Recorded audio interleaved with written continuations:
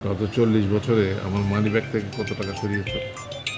Bangla television নাটকের ইতিহাসে কিছু জুটি আছেন যারা আলাদা করে রসায়ন তৈরি না করেও স্বাভাবিক অভিনয়ের মাধ্যমে দর্শকদের গভীরভাবে জায়গা করে নিয়েছেন। অভিনেত্রী দিলারা জামান এবং অভিনেতা আবুল হায়াত সেই তালিকার সবচেয়ে গুরুত্বপূর্ণ নামগুলোর মধ্যে অন্যতম। বিশেষ করে হুমায়ুন আহমেদের নাটকগুলোতে তাদের মা বাবার চরিত্রে উপস্থিতি হয়ে উঠেছিল এক ধরনের বাস্তব জীবনের প্রতিচ্ছবি, যা দর্শক সহজে নিজের পরিবার হিসেবে অনুভব করত। দিলারা জামান ও আবুল হায়াত দুজনই তাদের দীর্ঘ অভিনয় জীবনে অসংখ্য নাটকে মা বাবার চরিত্রে কাজ করেছেন। তাদের সবচেয়ে বড় শক্তি ছিল অতি নাটকীয়তা নয়, বরং খুব সাধারণ সংযত বাস্তবধর্মী অভিনয়। তারা যখন পর্দায় হাজির হতেন তখন সেটা শুধু একটি নাটকের চরিত্রের মানেই হতো না, বরং অনেক দর্শকের কাছে তার নিজের পরিবার, নিজের বাবা মায়ের প্রতিচ্ছবি হয়ে উঠত। দিলেরা জামান তার কোমল অথচ ধীর মায়ের চরিত্রের জন্য পরিচিত। তিনি পর্দায় এমন এক মা হিসেবে হাজির হতেন যেন সন্তানদের ভালোবাসেন, আবার প্রয়োজন হলে কঠোর হন। অন্যদিকে আবুল হায়াত ছিলেন শান্ত, দায়িত্বশীল, সংযত বাবার চরিত্রে অনন্য। এই দুই চরিত্রে একসঙ্গে পর্দায় আসলে একটি পূর্ণাঙ্গ পারিবারিক পরিবেশ তৈরি হতো। হুমায়ুন আহমেদের নাটক টেলিফিল্ম পরিবার কেন্দ্রিক ছিল।